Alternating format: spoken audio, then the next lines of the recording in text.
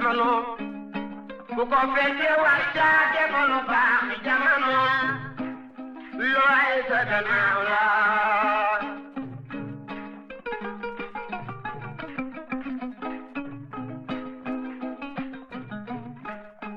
jamono ku ko fekkee war caa defa lu baax jamono looy sa gannaaw la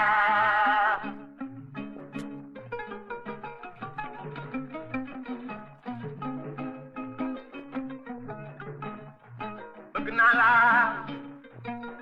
bëgguma la jarul coow nan boolo looy sa gannaaw la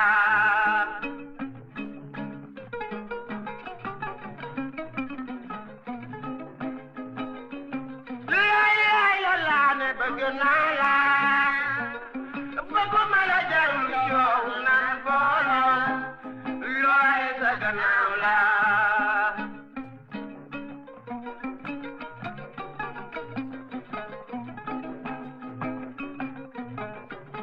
waaw te Diallo yaay naxa te Diallo looy sa gannaaw la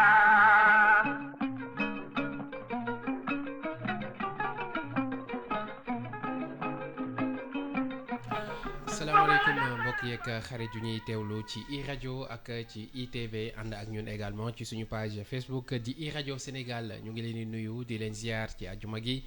tey amat mbégte ànd ak yéen ci xew-xewu jamono seen jotaay bi ngeen taamu ñu leen ci gunge du lundi au vendredi saa bu ne bu heure bi jotee ci la première radio vision du Sénégal aljuma bu jot miin ngeen ko waxtaan bi dañ ci ànd ak professeur Mbaye Thiam professeur ñu ngi lay nuyu bu baax ziar la ci àjjuma gi amaat mbégte dalal la ci xew-xewu jamono. moom it ñu ngi lay delloo nuyu di la delloo ziar di la ñaanal ci àjjuma ji ñu dugg. li nga dëxañ ci sa xol ci yéene ak yaakaar yàlla na ci yàlla jiitu yàlla na nga ko fekkee te tal ko di ñaanal mbokk yi ñuy déglu yépp nag fii ci iRadio altineeg ajjuma ñuy déglu ci biir réew mi di ñu dellu ci bitim réew nga xam ne li ñuy jot ci ay réaction yoo xam ne am na ci sax ñoo xam ne dañ lay jox ay tegtal di la soññ lu ci bari ci bitim réew la jógee fépp nag ci àddina ñu di leen ñaanal la leen fa yóbboon muy yaakaar sutura àddina yàlla leen ci yàlla defal lu ko ëpp ba ñu dellu si fii mu teeti ci réew mi di ñaanal nag sama jarbaat ñu di ko wax Fallou Gallas Diop ca Kolda ndax semaine bii la woon anniversaire am tombé wut ak émission bi muy xale bu ñu bëgg di woote di yónnee ay lu nekk ñu di ko ñaanal at mii mu dugg muy mu bees yàlla na ci ay téeméeri at tegu yu ànd ak wér ak sutura ak teraanga. amin professeur ñaanal la jàmm jooju yow itam ñaanal ko ñëpp ñi nga xamante ni ñu ngi ànd ak ñun nekk ci biir réew mi wala ca bitim réew alors professeur keroog bi ñuy mujjee waxtaan boobu ñu ngi woon ci lu jëm ci commission d'enquête parlementaire bi nga xamante ni groupe libéral sàkk woon nañu ko PDS ci li ñeel ay tuuma yoo xamante ni teg nañu ko ci ñenn ñi nekk ci conseil constitutionnel alors li nga xamante ni moo di commission d'enquête parlementaire bi teg nañu ko bureau bi même formé nañu ko niki démb jamono ji nag mu jur pëccëxoo bu bëree bëri laataa ñuy ñëw ci composition bureau bi li ñenn ñi yaakaaroon ne xëy na duñu egg foofu egg nañ ca ak 120 députés yoo xamante ni ñoo mànkoo taxawal ko. la première question de bi nga xam ne képp kuy saytu. moo lay njëkk a jaaxal mooy kañ la fi majorité 120 députés am ci assemblée bi. kañ la fi majorité 120 députés am yu mën a ànd voté nangam. ndax assemblée bi ban ko tegee jour bi ñu koy teg xalaatu ñëpp moo doon ñii bu ñu toogee ba pare nan la ñuy d'accord ci yónni nit mu jëndi almet ndax kenn amul majorité. bu benn waay jógee fii dem fee rek majorité basculé. 83 waaw ñu jaxasoo ñoom ñëpp tiit. diggante bi nag lan moo fi xew lan moo fi taxaw ba 120 députés war a mën a taxaw pour voter une résolution li fi taxaw du point de vue de l'analyse politique tout court moo di politicienne maanaa ay topp sa njariñi bopp kott dong yow rek mais moo leen dajale lan la nag mais dina leer yi ca kanam parce que pour le moment y a beaucoup de spéculation dañoo bëgg a def lii dañoo bëgg a def laa duñu defee lii lay jur laa mais li wóor mooy ñaar ñi ko séq muy APR ak Benno Bokk Yaakaar ak Wallu PDS jàpp nañ ne fii ñu toll tey seen njariñ ñoom mën naa war a tax ñu fàtte lépp àndaat pour def quoi maintenant mais ça on verra mais la première question nag objective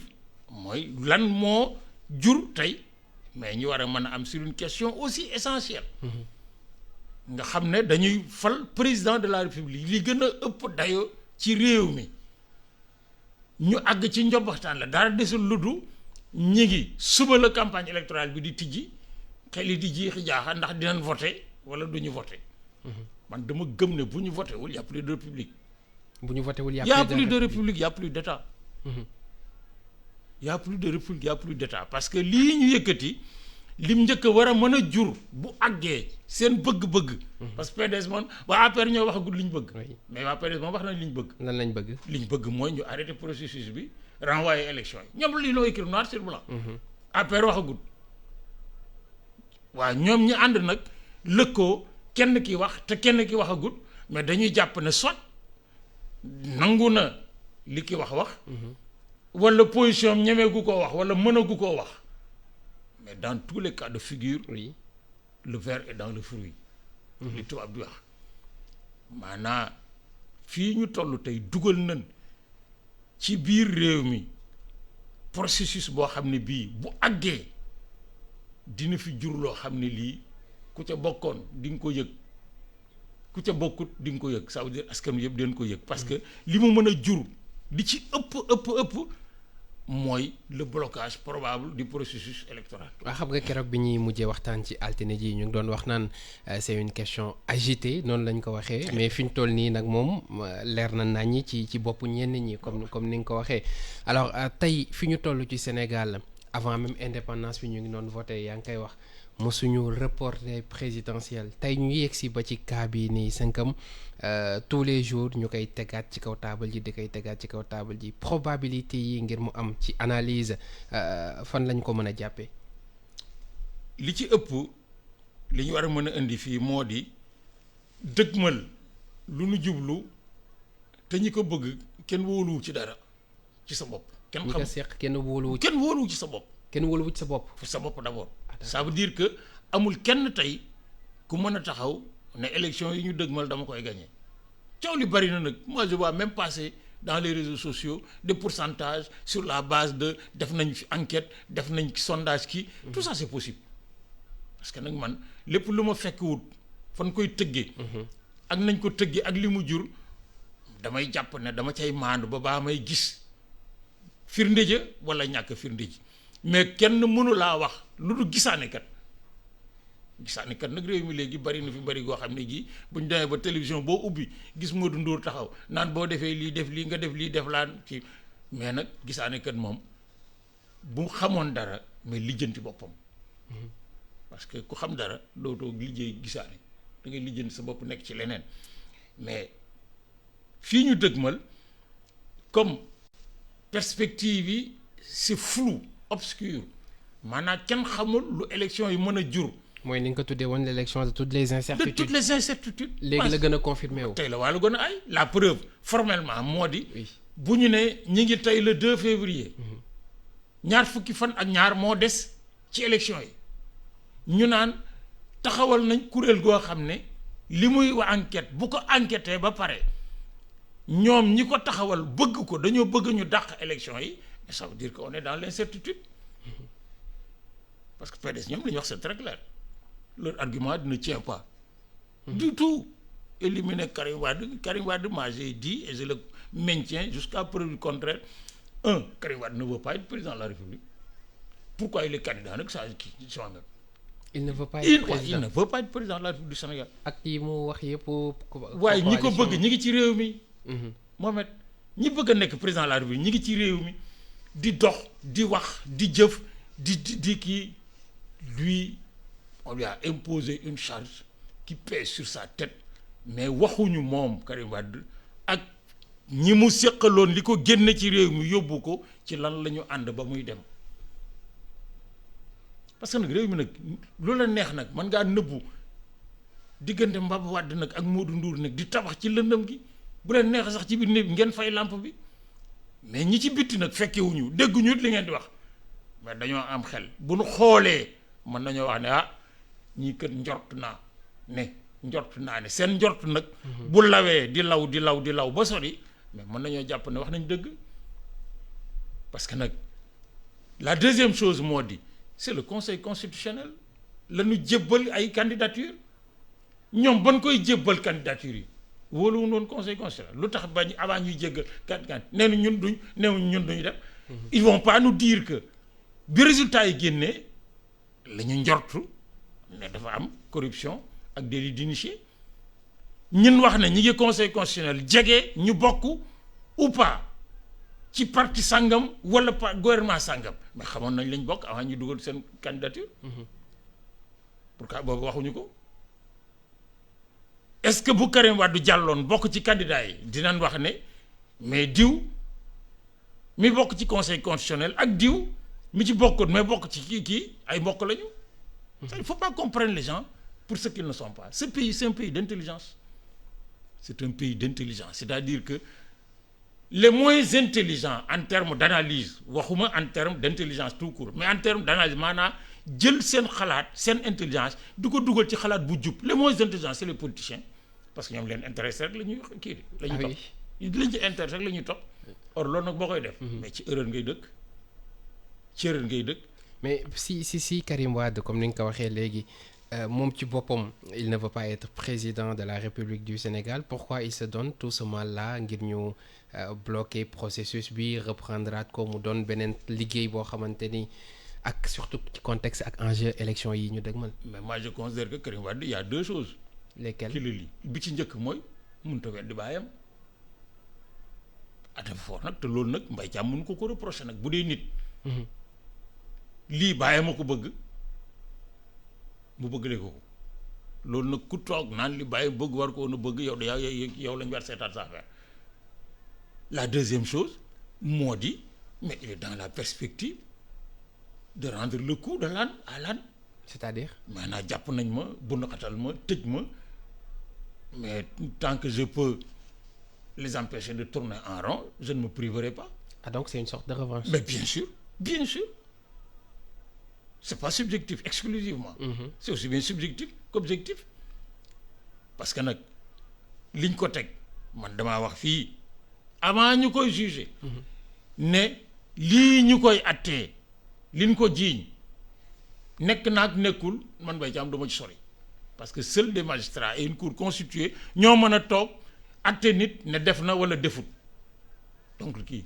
par contre niñ koy attee nag moom baaxul man mënuñu buñ ko tëjoon ñetti fan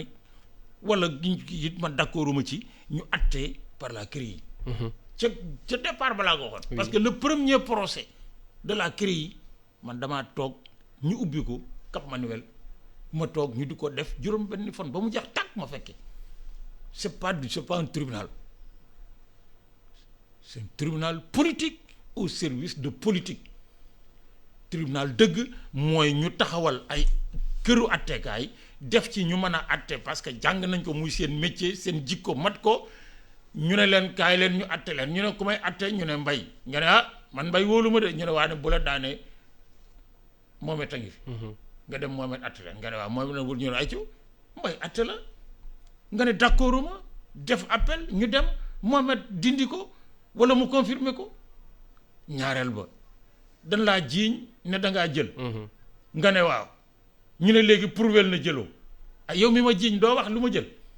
ñii ne joxoñ ay kii magistrat mais il n'avait pas besoin d'une commission parlementaire il n'avait pas besoin d'une commission d'enquête parlementaire magistrat bii ma jàkkaar lool dafa mbuxum wala digganteem ak li muy atte daf cee dugal lu ci bokkut mais demal kii wax ko procureur bu procureur bañ nga woo conférence de presse ne preuve yi ma doon wax mi ngi nii nangam mais askan wi jël ko en charge. am na yeneen yoon yuñ mënoon jaar yeneen yoon mais ils sont sur la voie politicienne maanaam ñun yoruñu nguur gi mënuñoo bokk mais te dañoo bëgg a bokk. ñi ko yoree nan la ñuy fexe ba karaxal yëf yi ñoom it comme ils sont esselés et cherchent à tous les coups secours de toutes parts. ñu ànd ak ñoom def loo xam ne lii dinañu mën a boolewaat nit ñi mu boolewaatee mooy ñoom wóor na leen ne Karim Wade du bokk ci élection présidentielle bu ñu ko dàqee dans 10 ans yi du bokk.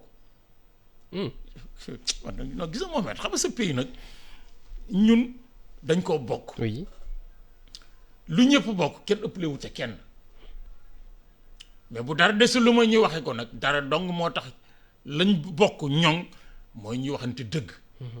dans le respect des uns et des autres. dans le respect des uns et moi j'ai un profond respect pour le PDS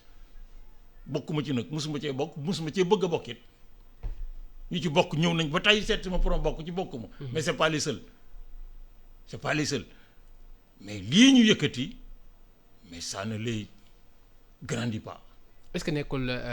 par rapport ak li nga expliqué léegi li ñuy tuddee revers de la médaille bu ñu gisee ni ñoom dañ jàpp ni seen candidat ci politique la ñu sukkandiku jaarale ko ci yoon ba tëj ko tey ñoom itam ci politique la ñuy sukkandiku jaar ci yoon ba.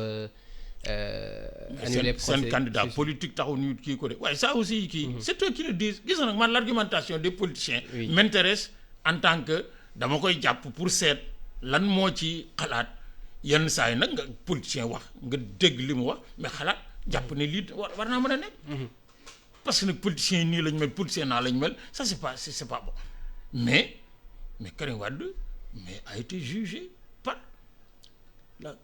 la cour constitutionnelle ne warta bokk ci élection yi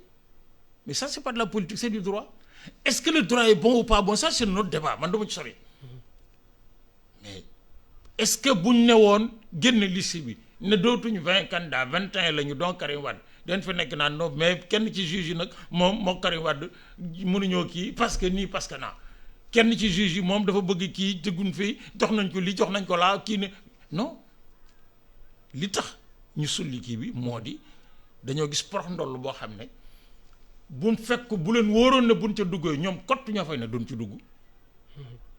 bu leen wóoroon ne kii groupe parlementaire bi ñu laaj. bu ñu demee assemblée nationale ñële dañuy taxaw ne yéen a ngoog assemblée ngoog ak ñu voté. mais duñ ci dugg. justement loolu moo ñuy dugal ci ñaareelu pàcc bi nan la ñu mën a jàngatee taxawaayu Benno Bokk Yaakaar. politicien une démarche politicienne au sens premier du terme c'est-à-dire seetuñu ndax démarche bi rafet na. seetuñu ndax démarche bi rafetul seetuñu ndax démarche bi baax na. seetuñu ndax démarche bi baaxul seetuñu ndax démarche bi c'est conforme au droit parce que man de gis naa waxuma dégg naa de. gis naa le président de la République dans un enregistrement qui date de longtemps nag. muy wax ne le cour constitutionnel atte bëy wéy na mbuus. oui te man gëm naa ne loolu gëm na ko. loolu mu ngi ko wax ci rencontre bi mu amaloon ak les recalés. waxoon na ko wala bien avant loolu. avant bien avant mais confirmé waat na ko ci. oui lettre bi mu leen bindi tontu leen mais wax na ko ci. mais bu dee loolu lu tax député yi ànd ak moom bokk ak moom kuréel te mu wóor ne Sénégalais yëpp xam nañ ne bu ne leen woon bu leen ko wote duñ ko wote ça aussi il faut pas comprendre les gens nag pour ceux qui ne sont pas ay les députés sont kii le pouvoir législatif ils sont libres l'Assemblée nationale c'est il faut pas qu'on ne prenne les gens nag pour ceux qui ne sont pas. parce que bu boobaa ñi nga xam ne ñoo yaakaar ne ñun fi ñu wër fa woor fa lañ nekk ñoom ñoo fa nekk ñun nekkuñu fa ñun Sénégalais yi les députés de l'APR et de Benno Bokk Yaakaar bu leen Macky Sall ne woon bu leen ko kii wote duñ ko wote. la preuve buñ dëgmalee lu jeexi jaaxa pourquoi il convoque les députés à l'Assemblée kii au palais wax ak ñoom boo lëgee la ñu def ñu ci ñenn ci ñoom ils l'ont dit pour Macky Sall d'autres l'ont dit pour Abdoulaye Wade. nous ne sommes pas des députés du peuple nous sommes des députés du président de la République on l'a fii lañ ko waxee nag. oui ñi ko waxoon man dama du tudd nit ba xam naa leen ni ma la xamee. devant micro ak caméra. devant micro et caméra. or donc ça veut dire quoi ça veut dire que ñoom li ñuy def mais dañ ko tëgg ci seen biir yi kuréel avec leur droit le plus absolu. mais c'est une balafre dans l'image de la République gis nga lii bu jàllee. parce que première conséquence bi mën a jur moo di ñi nga xam ne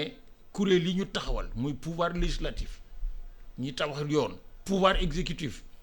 ñi doxal yoon pouvoir judiciaire ñi atte yoon dañu dal di jàmmaarloo. li nga fi tuddee woon keroog guerre des institutions. la guerre des institutions. Or la guerre des institutions la première conséquence moom it bi muy jur mooy le blocage du pays. oui ah bu fekkee ni léegi bu ñu yóbboo assemblée nationale dara ne wote leen ñi jàpp fii ñi jàpp faa bu ñu ko wotee ñu ne loi magistrat yi ni suñu yoon nekku ci parce que nag faut pas oublier que dans cette affaire pendant que l'Assemblée nationale grouille mais l'UMS aussi a fait sa déclaration les magistrats. oui magistrat benn ci magistrat yi nu junj joxoñ ko baaraam mu daal di porter plainte et on est là voilà résumé les germes mais d'un affrontement entre les institutions. Or crise institutionnelle nag dans n'importe quel pays li muy njëkk a jur mooy blocage. blocage du pays. dara dootul dem mais dara dootul dem. or su blocage amee ñu ne dugg nañ ci campagne électorale vers des élections mais élections yi ku koy àtte kuy proclamer résultat yi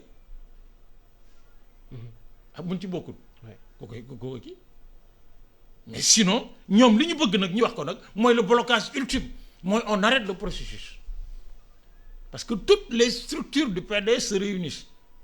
mais c'est un mot d'ordre man mi yàgg politique nag mais xam naa ne c'est un mot d'ordre. Tout le monde doit se réunir même yorul dara da nga gis boo koo xam ne biir néegam lay bind toog bind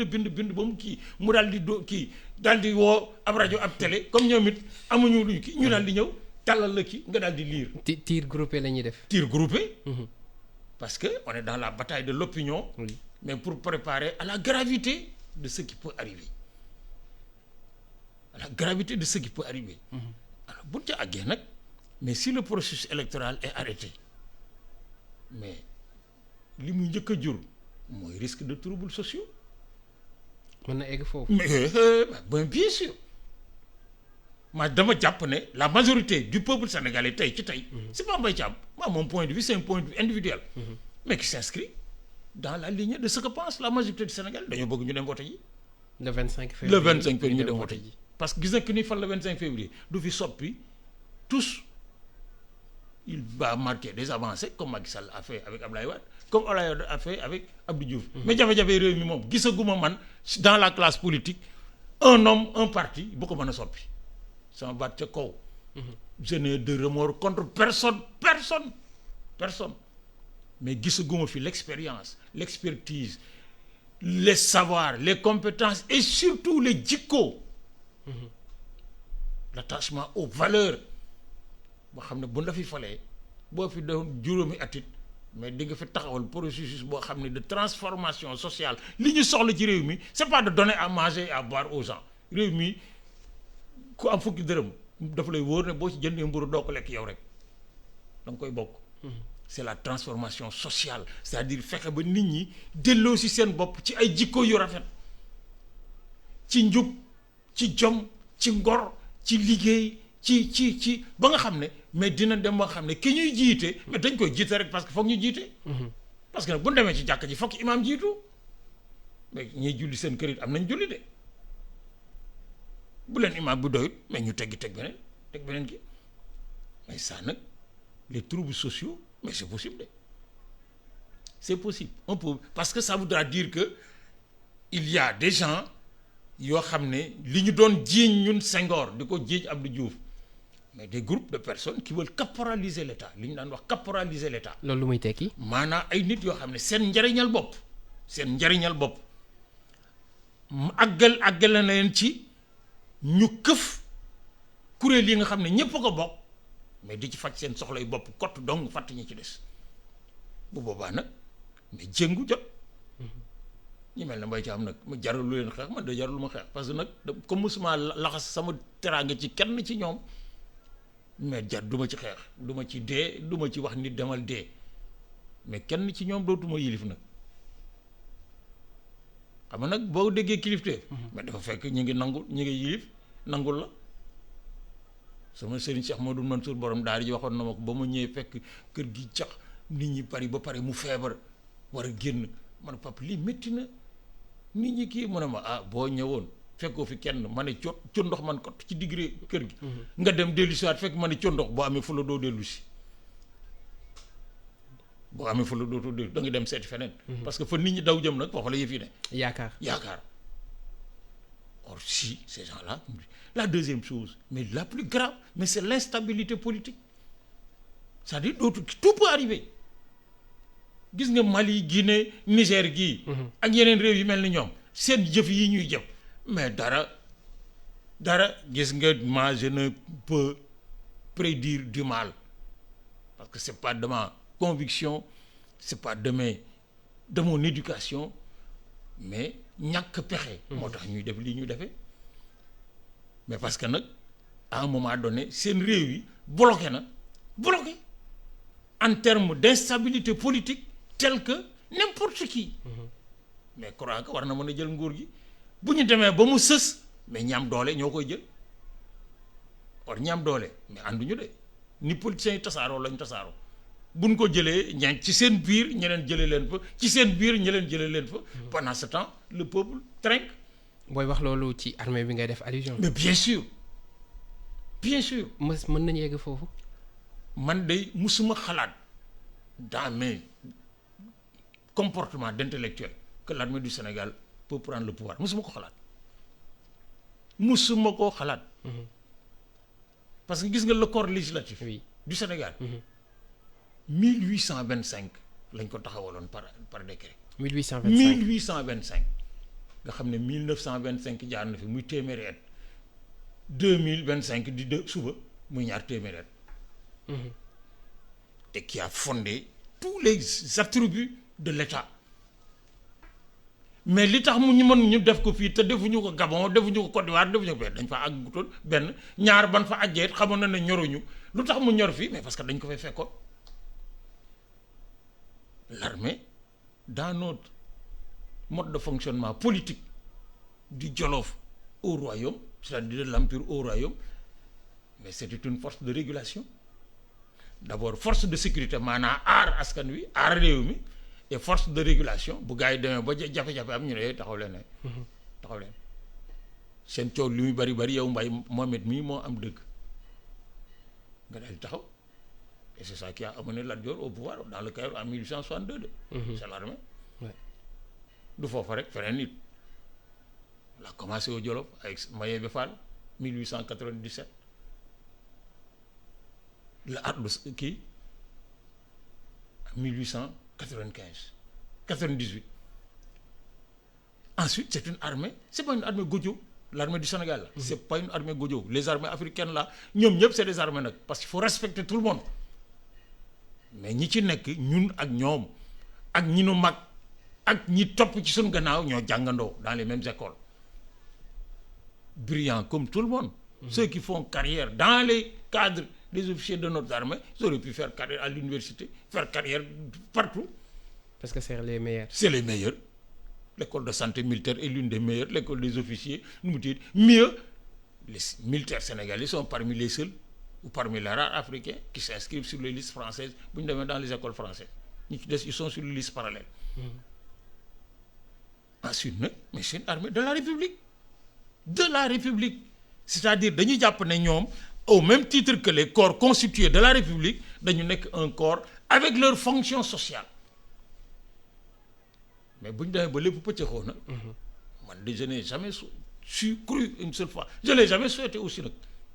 Je sais qu'à un moment donné que j'ai vu dans les réseaux sociaux et dans certaines déclarations politiques des plus cancres des gens yoo xam ne ñu ngi ko doon susciter. Et si l'armée nous départage, on rentre dans le même circuit que le Mali, que la Guinée, que le Niger, que le Burkina et que le. loolu de xanaa mooy kon ouvrir la boîte de Pandore. Mais la boîte de Pandore ñi ko fi ubboon ko fi tëj xam nga saa su ngi on le considère comme un président c'est pas un kii c'est un militaire. C'est un militaire. C'est des militaires qui ont pris le pouvoir dem ba ci kii mu yëfi métti ñu teg ko ci suuf dal di sumu tëree bi kii dal di dem sol costume rafet dal di dugg ci biir kii bi mais dara ci seen biir kii on n'a pas ça nag. Or loolu nag mais des partis politiques dans ce pays amuñu droit Mohamed mais évoquer ko en termes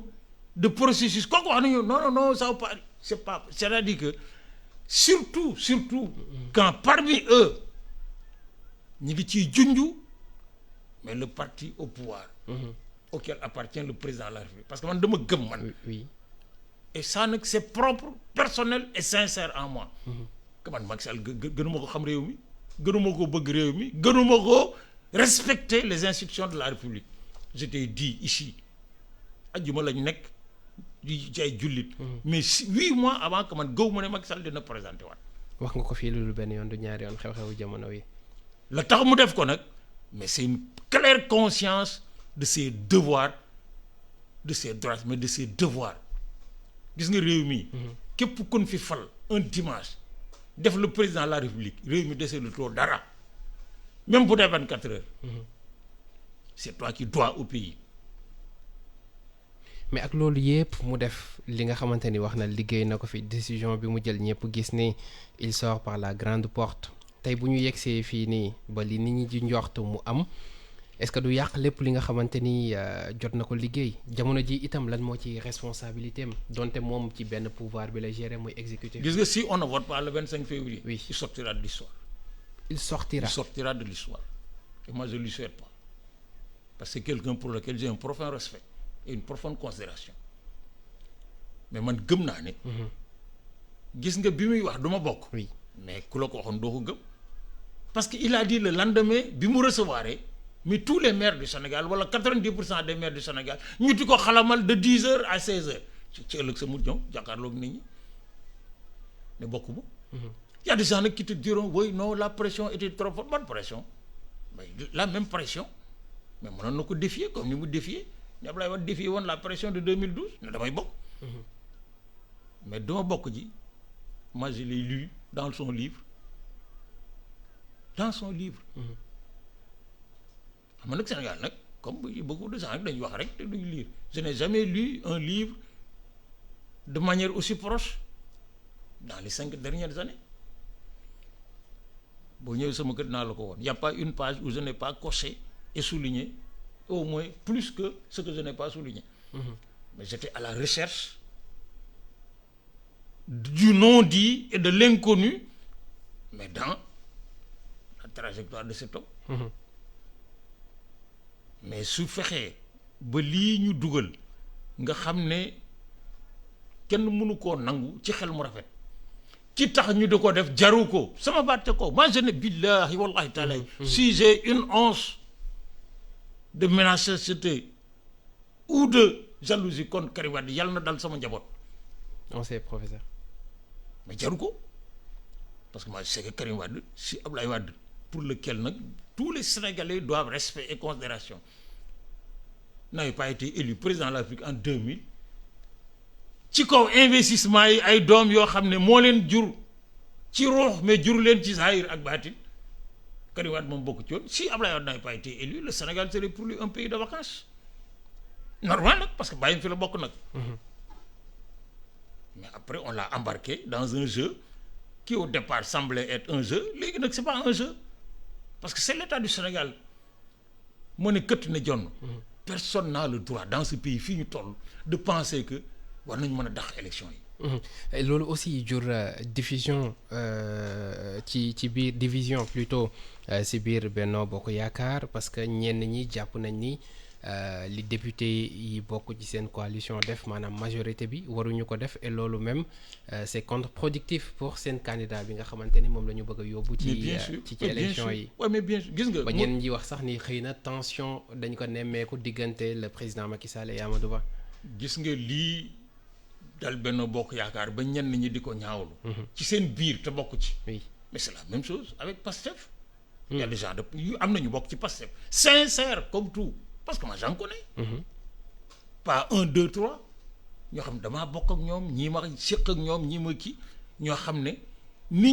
ñu bokkee ni ñu bëggee le projet ce qu'ils appellent le projet. ni ñu bëggee le leadership du projet à travers Ousmane Sonko mais la ñu dàqe ni ñu bëggee woon a ni ñu doon defee parce que nag réew mi ku yaakaar ne li nga bëgg. lépp loo mën a def pour am ko am nga droit def ko mais bokkoo ci réew mi wala boo xamoo réew mi bay ci am day gis njëriñam mu ne këtt na jonn mu daw jëm ca ñu ne ko Mohamed kii nag mu ne Mohamed man ñu ne kañ mu ne kon de lii jomb naa ko mais loolu nag réew mi la koy jaral c'est pas des individus réew mi moo leen koy jaral or man gëm naa ne jafe-jafe yi ñu constaté déjà dans la candidature de Amadou Ba mais ñàkkul ñu bokk ci seen biir yoo xam ne ni ñu tëggee candidature deux ni ñu tànne ki ñu jiital trois yi ñuy utiliser comme artifice pour faire gagner la candidature mais mënuñu ci ànd parce que nag réew mi Mohamed moi j'ai toujours dit et je continuerai à dire que lépp loo fi bëgg ci sutura ak teraanga te teraanga nag moom du doy ab baadoolo dong nga koy doyal mais ni ngay wute teraanga daf lay gënal teraanga ji ngay wut or loolu nag bala nga cee sàmm sa bopp sàmm ci say bokk sàmm ci say dëkkandoo da nga ciy sàmm askan wi réew mi or réew mi nag c'est nous tous et aussi c'est l'entité qu'on appelle l'État personne n'a le droit à 23 jours gis nga buñ ko defee ca ëllëg sa ñetti nit taxaw ci mbedd mi yuuxu sànni xeer alkaati jàpp leen ku ca sa tànk damm sax mais c'est inadmissible d'abord dañ fiy indi lu fi musta am mooy président de la république jeexal na te amatuñ président de la république gis nga dans le Jolof loolu lañ doon bañ ba nga xam ne buñ falee buur ba dañuy fal tuube mooy lan mooy koo xam ne bu buur bi génnee sax tukki mu nekk buur instinctivement ba baa muy dellu si période de vacances bu buur bi dañuy fal tuube fal bub mi d'où l'expression mooy buur di bub mi